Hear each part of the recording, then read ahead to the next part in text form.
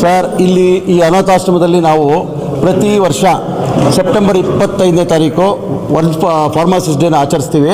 ನಮ್ಮ ತಾಲೂಕು ಚಿಕ್ಕಬಳ್ಳಾಪುರ ತಾಲೂಕು ಔಷಧಿ ವ್ಯಾಪಾರಿಗಳ ಸಂಘದ ವತಿಯಿಂದ ಮಾಡ್ತೀವಿ. ಇಲ್ಲಿ ನಾವು ಪ್ರತಿ ಒಂದು 10 ವರ್ಷದಿಂದ ಇದೇ ಆಶ್ರಮದಲ್ಲಿ ಅರ್ಥಪೂರ್ಣವಾಗಿ ನಾವು ಆಚರಿಸ್ಕೊಂಡು ಬಂದಿದ್ದೀವಿ. ಬೇರೆ ಕಡೆ ಮಾಡೋದಕ್ಕೆ ನಮಗೆ ಇಷ್ಟ ಇದ್ದರೆ ಈ ಆಶ್ರಮದಲ್ಲಿ ರೆಗ್ಯುಲರ್ ಆಗಿ ಮುರಳಿಯವರ ವ್ಯವಸ್ಥಾಪ ಇದರಲ್ಲಿ ನಾವು ಆಚರಣೆಯನ್ನು ಮಾಡ್ತಾಯಿದ್ದೀವಿ. ಸರ್, ನಾವು ಈಗ ಮನುಷ್ಯನಾಗಿ ಹುಟ್ಟಿದ ಮೇಲೆ ಒಂದು ಒಳ್ಳೆ ಕೆಲಸ ಮಾಡಬೇಕು ಅಂತ, ಅದು ನಾವು ಇರೋದು ಒಂದು ಆರೋಗ್ಯ ಕಾಪಾಡುವಂಥ ಇದರಲ್ಲಿ ಒಬ್ಬ ಮನುಷ್ಯನ ಮುಖ್ಯ ಇರೋದು ಅವನಿಗೆ ಆರೋಗ್ಯ ಹೊರತು ಬೇರೆ ಏನೂ ಇಲ್ಲ ಜೀವನದಲ್ಲಿ. ಅಂಥ ಆರೋಗ್ಯನ ನಾವು ಜವಾಬ್ದಾರಿಯಿಂದ ನಮ್ಮ ವ್ಯವಹಾರ ಮಾಡಿ, ವ್ಯಾಪಾರ ಒಂದೇ ಅಲ್ಲದೆ ವ್ಯಾಪಾರದ ಜೊತೆಯಲ್ಲಿ ನಾವು ವ್ಯವಹಾರ ಮಾಡಿಕೊಂಡು ವ್ಯಾಪಾರದ ಜೊತೆಯಲ್ಲಿ ಒಂದು ಸೇವೆ ಮಾಡ್ಕೊಂಡು ಬರ್ತಾಯಿದ್ದೀವಿ ನಾವು ಅಂತ ಹೇಳೋಕ್ಕೆ ಇಷ್ಟಪಡ್ತೀನಿ. ಇಲ್ಲ, ಈಗ ನಾವು ಇವತ್ತು ಹೇಳಬೇಕಂದ್ರೆ ಇಂಥ ಫಂಕ್ಷನಲ್ಲಿ ಇವಾಗ ಪ್ರತಿಭಾವಂತ ವಿದ್ಯಾರ್ಥಿಗಳಿಗೆ ಕರೆದು ಇಲ್ಲಿ ಸನ್ಮಾನ ಮಾಡ್ತೀವಿ. ಸೀನಿಯರ್ ಫಾರ್ಮಾಸಿಸ್ಟ್ಗೆ ಸನ್ಮಾನ ಮಾಡ್ತೀವಿ. ಯಾವುದೇ ಫಾರ್ಮಾಸಿಸ್ಟ್ಗೆ ಕಷ್ಟ ಅಂದರೆ ಖಂಡಿತ ನಾವೆಲ್ಲ ಜೊತೆಯಲ್ಲಿ ಇರ್ತೀವಿ. ಆನ್ಲೈನ್ ಫಾರ್ಮಸಿ ಬಂದು ನಿಮ್ಗೆ ಯಾವ ರೀತಿ ತೊಂದರೆ ಆಗಿದೆ? ಆನ್ಲೈನ್ ಫಾರ್ಮಸಿ ಬಂದಮೇಲೆ ನಮ್ಮ ಬಿಸ್ನೆಸ್ಗೆ ಹೊಡೆತ ಬಿದ್ದಿದೆ ಸ್ವಲ್ಪ.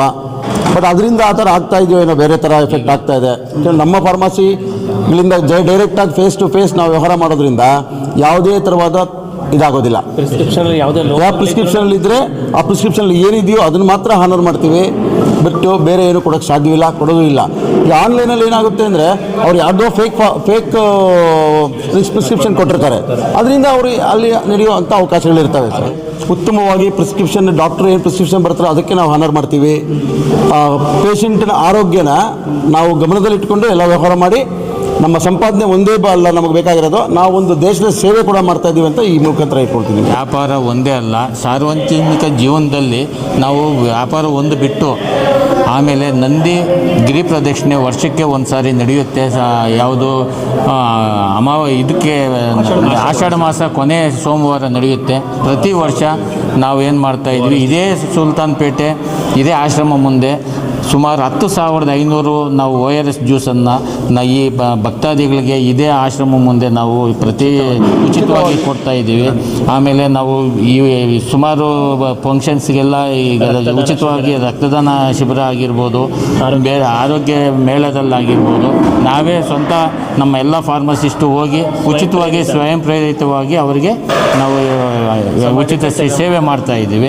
ವ್ಯಾಪಾರ ಒಂದೇ ಅಲ್ಲ ನಮ್ಮ ಉದ್ದೇಶ, ಜನಕ್ಕೆ ಆರೋಗ್ಯ ದೃಷ್ಟಿಯಿಂದ ಎಲ್ಲರೂ ಚೆನ್ನಾಗಿರಲಿ ಅನ್ನೋ ಉದ್ದೇಶದಿಂದ ನಾವು ಎಲ್ಲ ಪೇಷಂಟಿಗೆ ಅವ್ರಿಗೆ ಏನು ಕಾಯಿಲೆ ಇದೆ ಕರೆಕ್ಟಾಗಿ ಅವ್ರಿಗೆ ಅದನ್ನು ತಿಳ್ಕೊಂಡು ಆನ್ಲೈನ್ ಮೆಡಿಸಿನ್ಗಿಂತ ನಾವು ಅದನ್ನು ಅಲ್ಲೇ ಎಕ್ಸ್ಪೈರಿ ಡೇಟ್ ತೋರಿಸಿ ಆಮೇಲೆ ಅದು ಯಾವ ಥರ ತೊಗೊಬೇಕು, ಊಟ ಆದಮೇಲೆ ತೊಗೊಬೇಕಾ, ಊಟಕ್ಕಿಂತ ಮುಂಚೆ ತೊಗೊಬೇಕಾ, ಅದ್ರ ಬಗ್ಗೆ ನೀಟಾಗಿ ಅವ್ರು ಎಕ್ಸ್ಪ್ಲೇನ್ ಮಾಡಿ ಕೊಡ್ತಾ ಇದ್ದೀವಿ. ಚಿಕ್ಕಬಳ್ಳಾಪುರ ಜಿಲ್ಲೆಯಲ್ಲಿ ಎಷ್ಟು ಔಷಧಿ ವ್ಯಾಪಾರಿಗಳಿದ್ದಾರೆ ಸರ್?